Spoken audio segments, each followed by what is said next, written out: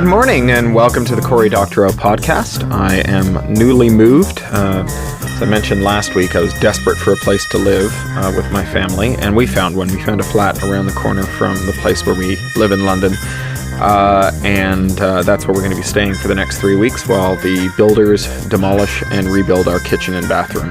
It being very difficult to stay in the flat while the bathroom is being redone, particularly because life with a 3-year-old without a toilet is just not thinkable, or 2-year-old rather. Sorry, Posey. So yeah, we're moved in. Had a very early day today. I was up at 4 a.m. to move the last of the stuff and get the kid up and off to daycare. Alice, my wife, being in San Francisco for the Game Developers Conference. If you see her on the streets of San Francisco, be sure to wear some flowers in your hair and say hello.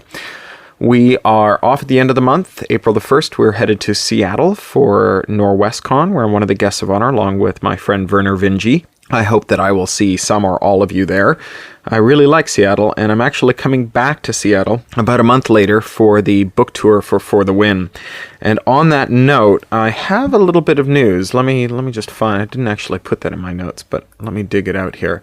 I have a little news here, which is that Tor Books once again is going to be making available 200 galleys. That's to say, early release copies of For the Win for teenagers who blog about games. So if you are or know a teenager who blogs about games and would like to get a copy of the book, this is a pre-release announcement here. I'm not going to put this on Boing Boing for a couple of days yet, so this is your pre-publicity announcement.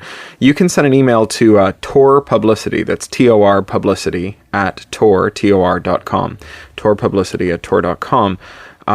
And include your school, your info, the name of your blog, your mailing address, and share a video or online game that you recently enjoyed and why. So this is for teenagers who blog, or I guess kids who are younger than teenagers too. Just no grown-ups, please. This is strictly for younger people. To get access to it, and only for people in Canada and the US. I'm working on seeing whether my UK publisher will join in the fun and offer this to Brits, Australians, and New Zealanders and South Africans where they have their jurisdiction. Different note, happy International Women's Day to you and to all the women in my life, especially my mother, who raised me to be a feminist, and I'm a proud feminist, and to my wife and to my grandmothers who endured unbelievable privation and hardship on the way to being the matriarchs of our family, and to my daughter, who I hope will grow up to be a feminist as well. I finished my last story, the story I've been working on for some time, last week. That's the Borderlands story, Shannon's Law. And I think that's the next thing I'm going to read to you, probably starting in 2 weeks or possibly when I get back from Seattle. I haven't decided if I'm going to try and keep the podcast up while we're on the road. We're going to be abroad in America for 2 weeks with my parents and my daughter, having a bit of a holiday, and I'm going to get some work in there too. But the next story I'm going to read to you in any event is likely to be the story Shannon's Law, which is part of the Borderlands universe. And I'm starting work today on a new story for shareable.net, a very nice website for sort of copy fighters and people who believe in sharing. And it's going to be a kind of prelude to my next novel, Pirate Cinema. And once I finish that and my Harrison Burdick story, I will be done with all my short fiction commitments, and I can start work on Pirate Cinema in earnest, my next novel. And I'm hoping to finish that sometime in the autumn next year.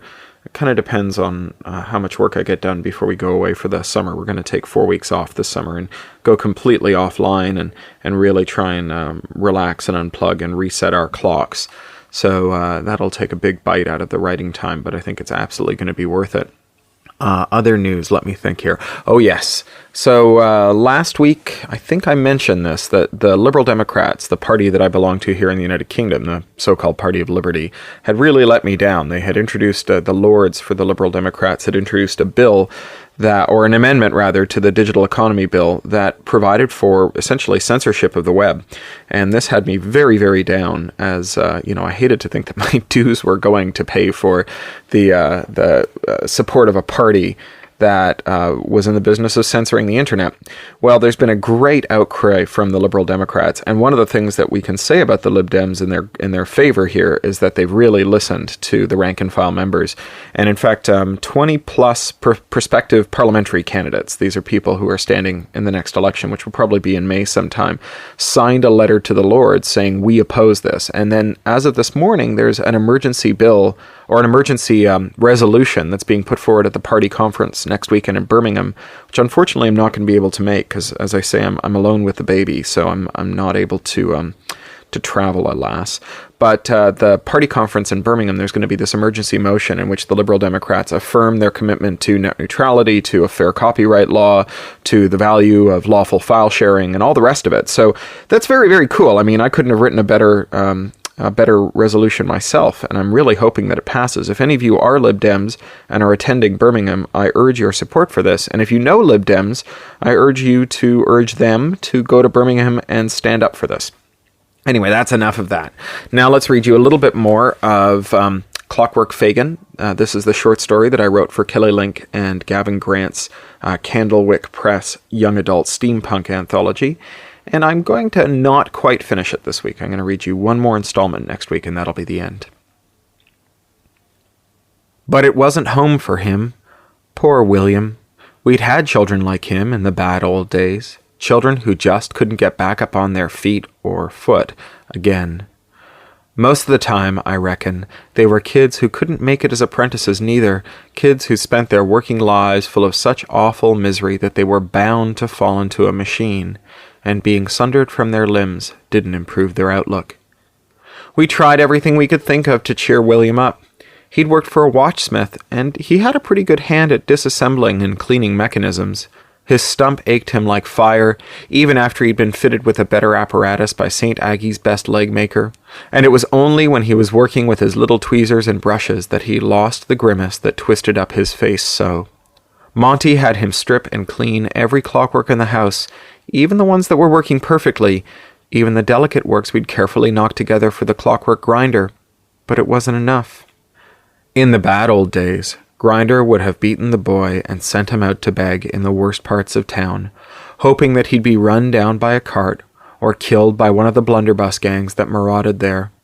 When the law brought home the boy's body, old Grinder would weep crocodile tears and tug his hair at the bloody evil that men did, and then he'd go back to his rooms and play some music and drink some brandy and sleep the sleep of the unjust. We couldn't do the same. And so we tried to bring up William's spirits instead, and when he'd had enough of it, he lit out on his own. The first we knew of it was when he didn't turn up for breakfast. That wasn't unheard of. Any of the free children of St. Aggie's was able to rise and wake whenever he chose, but William had been a regular at breakfast every day. I made my way upstairs to the dormer room where the boys slept to look for him, and found his bed empty, his coat and his peg leg and his crutch gone. "He's gone," Monty said. "Long gone." He sighed and looked out the window. "Must be trying to get back to the Gatineau." He shook his head. "Do you think he'll make it?" I said, knowing the answer, but hoping that Monty would lie to me. "Not a chance," Monty said.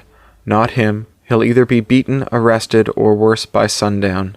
That lad hasn't any self-preservation instincts." At this, the dining room fell silent, and all eyes turned on Monty, and I saw in a flash what a terrible burden we all put on him. Savior, father, chieftain.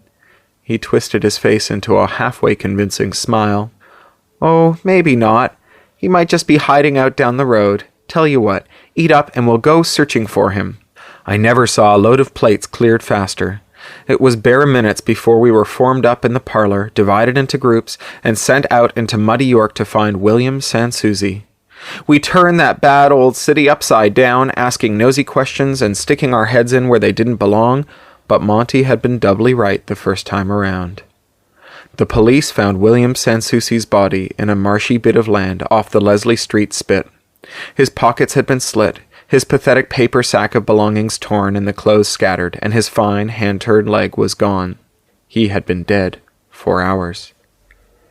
The detective inspector who presented himself that afternoon at St. Aggie's was trailed by a team of technicians who had a wire sound recorder and a portable logic engine for inputting the data of his investigation.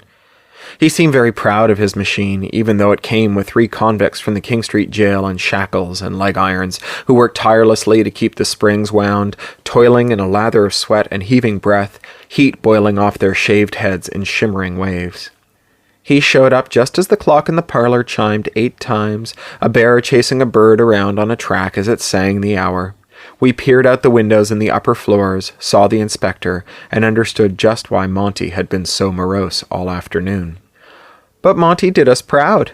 He went to the door with his familiar swagger and swung it wide, extending his hand to the inspector. "Montague Goldfarb, officer, at your service. Our patron has stepped away, but please do come in." The inspector gravely shook the proffered hand, his huge gloved mitt swallowing Monty's boyish hand.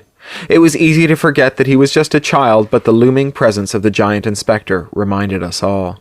"Master Goldfarb," the inspector said, taking his hat off and peering through his smoked monocle at the children in the parlor. All of us sat with folded hands like we were in a pantomime about the best-behaved, most crippled, most terrified, least threatening children in all the colonies. "I am sorry to hear that Mr. Grindersworth is not at home to the constabulary. Have you any notion as to what temporal juncture we might expect him?" If I hadn't been concentrating on not peeing myself with terror, the inspector's pompous speech might have set me to laughing. Montague didn't bat an eye. "Mr. Grindersworth was called away to see his brother in Sault Ste. Marie, and we expect him tomorrow. I'm his designated lieutenant, though. Perhaps I might help you?" The inspector stroked his forked beard and gave us all another look. "Tomorrow, hey?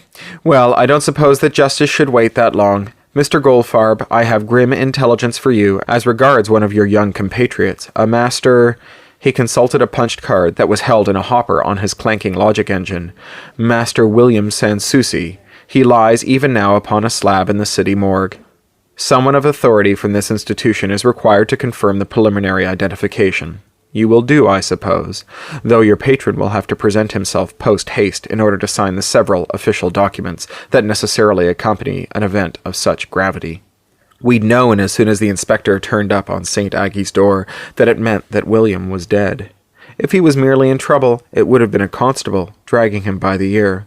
We half-children of St. Aggie's only rated a full inspector when we were taught by some evil bastard in this evil town. But hearing the inspector say the words, puffing them through his drooping mustache, that made it real. None of us had ever cried when St. Aggie's children were taken by the streets, at least not where the others could see it. But this time around, without Grinder to shoot us filthy daggers if we made a peep while the law was about, it opened the floodgates. Boys and girls, young and old, we cried for poor little William. He'd come to the best of all possible St. Aggie's, but it hadn't been good enough for him. He wanted to go back to the parents who'd sold him into service, wanted to return to his mam's lap and bosom. Who among us didn't want that in his secret heart? Monty's tears were silent, but they rolled down his cheeks as he shrugged into his coat and hat and let the inspector, who was clearly embarrassed by the display, lead him out the door.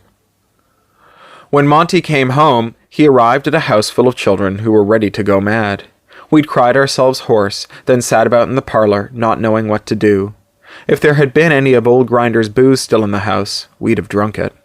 "What's the plan, then?" he said, coming through the door. "We've got one night until that bastard comes back. If he doesn't find Grinder, he'll go to the sisters, and it'll come down around our ears. What's more, he knows Grinder personal from the other dead ones in years gone by, and I don't think he'll be fooled by our machine, no matter how good it goes." "What's the plan?" I said, mouth hanging open. "Monty, the plan is that we're all going to jail, and you and I and everyone else who helped cover up the killing of Grinder will dance at rope's end." He gave me a considering look. "Sean, that is absolutely the worst plan I have ever heard."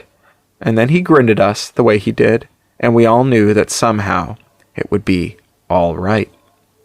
Okay, gang, I'll read you the last of it next week. Until then, I hope you have a great time.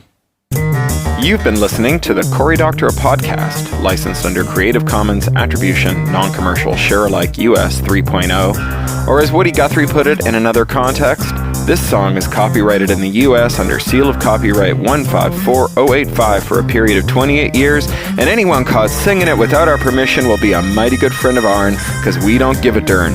Publish it, write it, sing it, swing to it, yodel it, we wrote it, that's all we wanted to do. Many thanks to John Taylor Williams for mastering. That's Ryneck Studio, WRYNECK Studio @gmail.com. John Taylor Williams is a full-time self-employed audio engineer, producer, composer, and sound designer. In his free time, he makes beer, jewelry, odd musical instruments, and furniture. He likes to meditate, to read, and to cook. Talk to you next week.